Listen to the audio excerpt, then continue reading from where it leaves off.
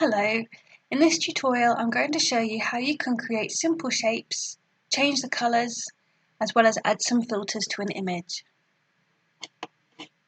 So first of all, along your toolbar you'll see that there are some different options and you can create things such as rectangles, rounded rectangles, an ellipse, polygon, use a line tool or a custom shape tool. So I'm just going to start off with this rectangle tool, or you can click U.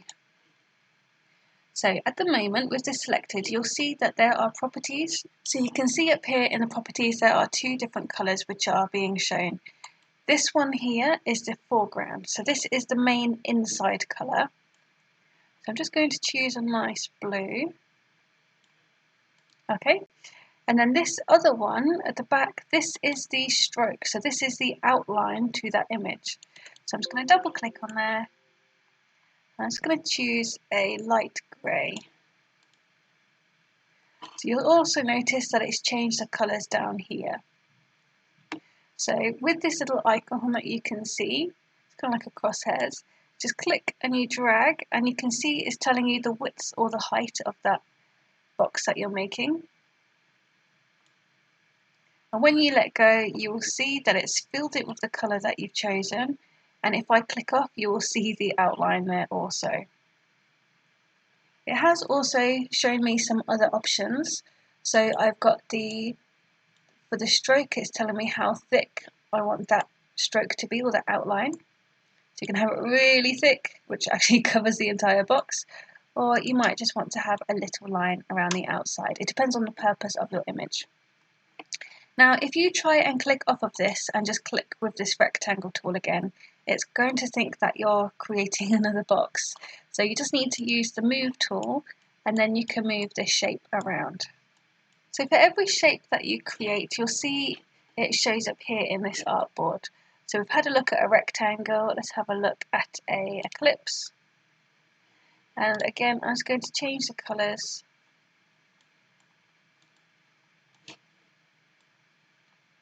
And if you hold shift, it will keep that circle or that square in complete, it will just keep it specific to dimensions. So it won't go distorted like this. So if you want a perfect circle or a perfect square, just hold shift and it will do that for you. Then again, when you let go, it will fill it like so. And you can change the colours here also if you want to within this settings.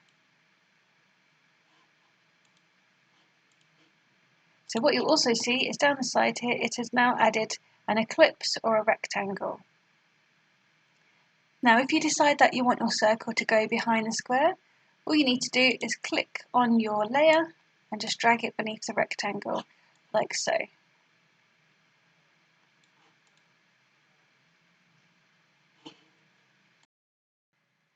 Okay, so for this one, I'm going to show you how you can add filters and generally just adjust an image to change the colours overall.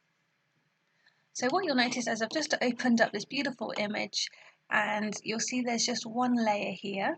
So what I'm just going to start off with doing is just click this little lock here so that I can work on this layer. If you want to duplicate it so you can see it before and after, all you need to do is click this layer, drag it to this new option, and you'll see it's given you a layer 0 copy. So if you want to lock this bottom layer, you could just click this little lock, or you can just click the eyeball and it will disappear. So if I do that, you can see that it appears and reappears. Now if you try to work whilst you're in this layer, it will tell you that the target is hidden. So you must click on the layer that you want to work on to be able to do so. So what I'm going to show you first of all is at the top you've got image and you've got this adjustments. So you can change the brightness and contrast and loads of different options there for you. One I really like to work with is the colour balance. So if you click on that one or do Control and B, what this allows you to do is change the overall feel to your image using the different colours. Sometimes it can look a bit strange, so that one looks very, very green. but you can see it just changes the atmosphere of the image. So if I add more yellow, it kind of makes the image a bit more spring-like as opposed to the autumn that it's meant to be. If I choose more blue, play around, you can see it's almost like a night setting. It's changing it all depending on kind of like the warmth that you put into it. So sometimes it's just quite nice to play around with this and try and see what works well for you. If you're creating images for a website, you might want to have a similar colour theme and style to your website using similar colour range just to get all your images looking complementary to each other. So I'm quite happy with that one. So now I'm just going to click OK. If it doesn't show up as you change these, you might just need to click the preview here. So now if I show you what this looked like before, you can see it's just lightened up the image ever so slightly. What you can also do is add filters to your image. So here at the end of your layer, just double click and this layer style panel should pop up. Now you've got lots of different options and it depends on what graphics you have on here. So if you've got text or if you've got like a cutout item, it's a lot easier to see. So I'm just going to show you some of these which will be more apparent. So if you click on colour overlay, for instance, you can tick them and not click on them, but it's hard to see sometimes. So make sure you click on the actual one that you're interested in. And here you can change the colour. So say if I want to choose kind of like browny red, you can change the opacity of it as well. So 0% opacity means that you can't see the colour at all. And the higher you go, the more in depth the colours go. To unselect it, you just tick it again. So say if you wanted a gradient, you could have that also. The gradient one, it's cool because you can change the different angle that you want it to go. So whether you have the light coming from the top or from the bottom or the side. And you can change how much of a gradient you want as well. And there's lots of different blend modes in there, so if you wanted a slightly different effect, you can do so.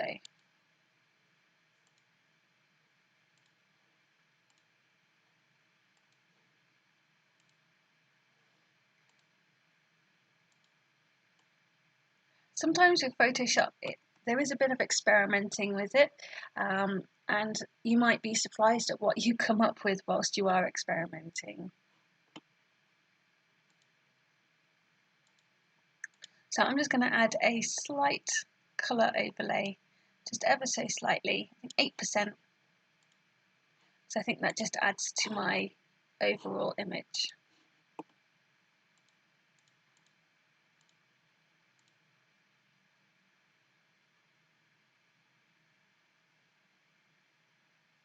So one thing you might also be able to do quite easily is if you use this quick selection tool, you could do something. So if you just wanted to change the colour of the sky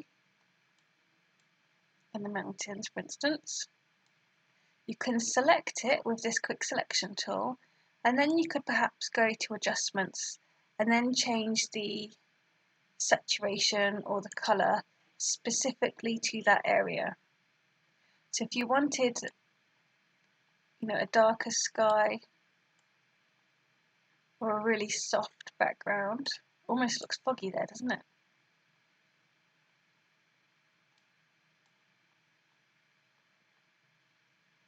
You could do something like that. And remember to deselect is Control D. So be careful when you do this sometimes because it might look really obvious that you have edited it. But just like that, a simple little change and it's changed the colour of the background slightly. Like so. So there we have, we've used the colour balance and change some other effects within the image. And you've also used the layer style panel also to add overlays, or if you're using a smaller object, you might have a go at creating an inner shadow or changing the stroke, or drop shadow is quite nice. So there's loads of different options there for you. One last thing before we go is there's one thing that you might have some fun with, and that is under the filter. If you go to filter gallery, this has loads and loads of different options there for you. So depending on the purpose of your image, you might want something really, really abstract, like so. And again, you can change how simplistic or how detailed you want these to be. We've got dry brush.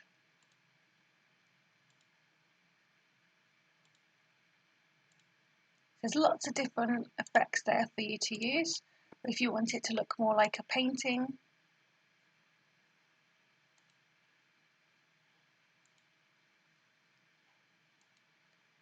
there's lots of different things that you can do. So sometimes it's just about practicing and seeing what you like the look of.